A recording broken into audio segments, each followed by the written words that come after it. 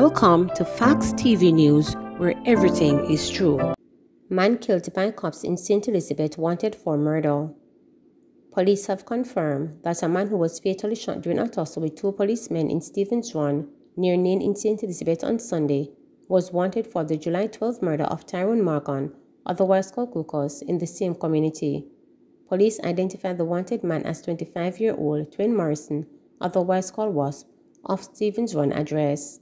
Reports from the Junction Police are that about 3 p.m., lawmen responded to a call for assistance with a domestic dispute in Stevens Run, where it was alleged that Morrison assaulted relatives with an illegal firearm and made threats to kill them. During the process of taking him into custody, he resisted and reportedly attempted to disarm one of the lawmen. The police discharged their weapon and he was hit. He was taken to hospital, where he was pronounced dead. Both officers are receiving treatment for multiple injuries sustained during the altercation, including a broken wrist and several bite wounds inflicted by the now deceased. The Independent Commission of Investigations (INDECOM) and the Inspectorate of Professional Standard Oversight Bureau (IPROB) are investigating. Morrison was also previously charged by the St. Elizabeth Police in connection with 3 robberies across the division. Police renew call on person of interest in Silkiana's death to turn himself in. After failing to turn himself in at the scheduled time of 5 p.m. on Saturday afternoon, the police again are urging Russian Patterson to take these steps with immediate effect. A senior lawman indicated that up to Sunday afternoon, Patterson, whom they believe can assist them greatly with their investigations into the death of 35-year-old Anika Thousand, had not turned himself in. Even though he has passed the request time, he still has an opportunity to turn himself in, the police disclosed about the situation that gained national attention. He explained that based on preliminary investigations, the deceased woman was last seen alive in the company of Patterson at a popular eatery in Hanover. Thousand, a popular social media influencer from Kingston, is said to have traveled to Montego Bay earlier in the week, where she met with Patterson. She was, however, found on Friday morning face down in the sea at Reading, just outside Montego Bay. It is suspected that she was strangled, although there has been no confirmation from the police.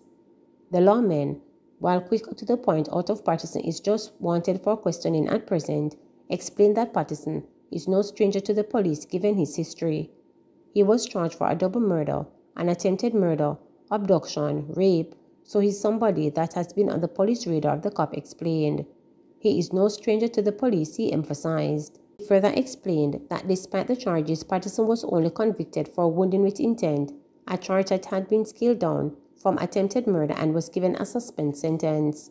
For the other charges, it is said that he got off on technicalities, but has remained on the police radar. His name has been called with incidents of criminal nature in Hanover and also in St. Andrew. However, in this particular case, the gruesome finding of Thousand's decomposing body, the police were able to seize a car belonging to Patterson and have not been able to locate him.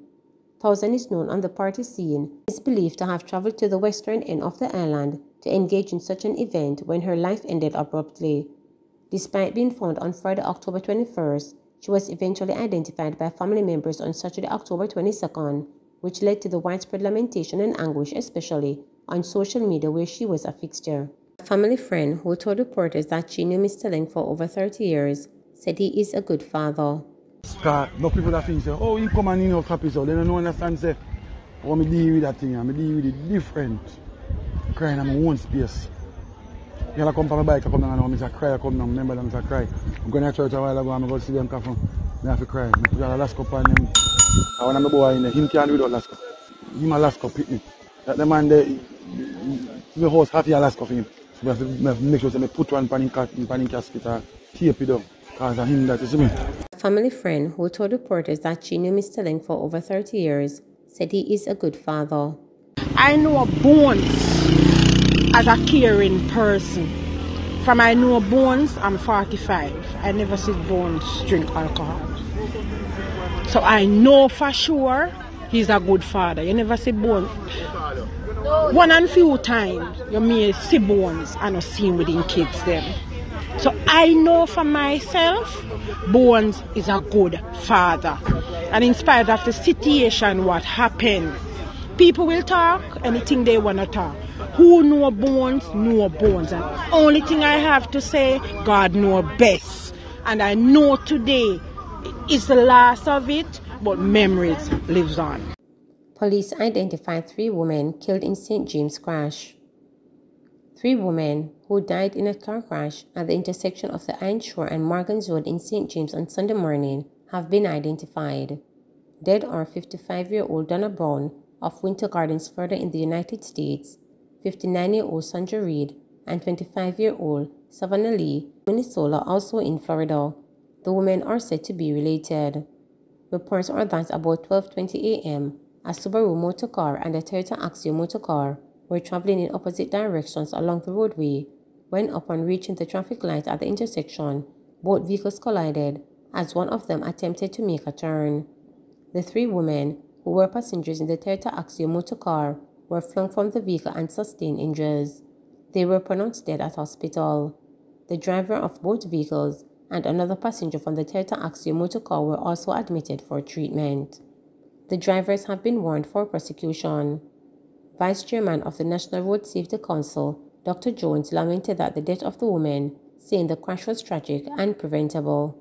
This is madness. This has to stop. And the only way we can stop this is to make sure that we have an efficient and functioning ticketing system. And when it works and people are caught breaking the law, there are consequences. There are serious consequences, which will send a signal to all and sundry in this country that we cannot continue to behave like this on our roads. This is utter chaos. And we continue to advocate and to push for all those measures that will bring an end to this madness on the roads. We just have to do better than this.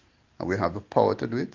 We just need to act, and act quickly and act consistently so that this does not continue on our roads. 364 persons have died now.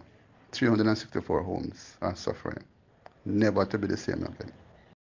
Jamaica and Cuba signed letter of intent for continued health agreement.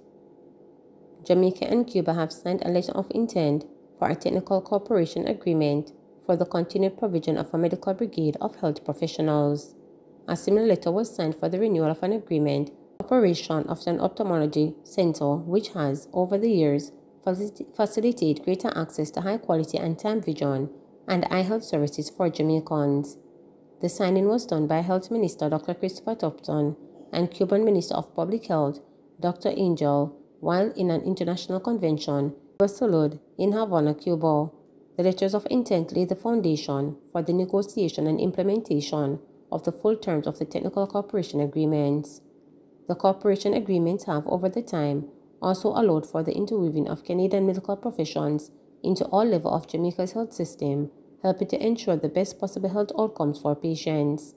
Dr. Tufton said the government intends to expand the eye care service to school children. He noted that the Jamaica-Cuba cooperation reflects Cuba's commitment to serving public health as a public good. In response, the Cuban health minister noted that Jamaica would continue to enjoy his country's support. 2 very important agreements. The first is the continuation of the medical brigade, medical mission that comes to Jamaica, primarily nurses, who are very important to helping our local nurses to treat Jamaicans who need help in our public hospitals. And the second very important agreement is eye care, a long-term agreement which had to be suspended primarily because of COVID. I'm very excited about the second agreement because we intend hopefully to expand the services not just to curative measures but also to prevention, primarily in our schools among our young people. This relationship further demonstrates the strength of Cuba's One Health policy, the strength of your capacity in terms of public health, not just to serve your own people, but to serve the world, including countries like Jamaica.